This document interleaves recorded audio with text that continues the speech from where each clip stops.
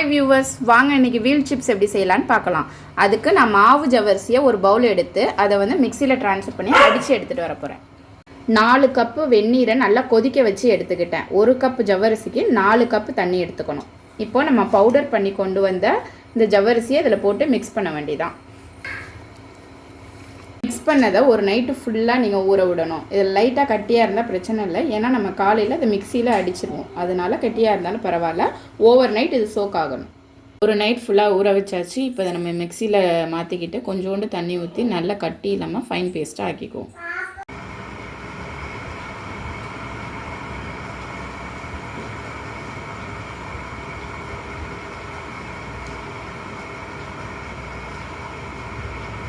இப்போ இதே மாதிரி நீங்கள் வீலை ரெடி பண்ணி ஒரு 2 நாள் நிழல் காய்ச்சலாக விட்டுட்டு ஒரு நாள் வெயிலில் காய வச்சு எடுத்து ஒரு டப்பாவில் போட்டு வச்சுட்டு உங்களுக்கு எப்போ தேவைப்படுதோ நீங்கள் அப்போ எடுத்து பொரித்து பிள்ளைங்களுக்கு கொடுக்கலாம், நீங்களும் சாப்பிட்லாம்.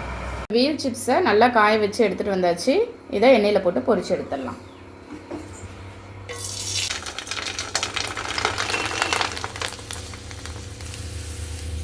இப்படி நல்லா ப்ரெஸ் பண்ணி விட்டிங்கன்னா உங்களுக்கு அழகான வீல் கிடைச்சிரும்.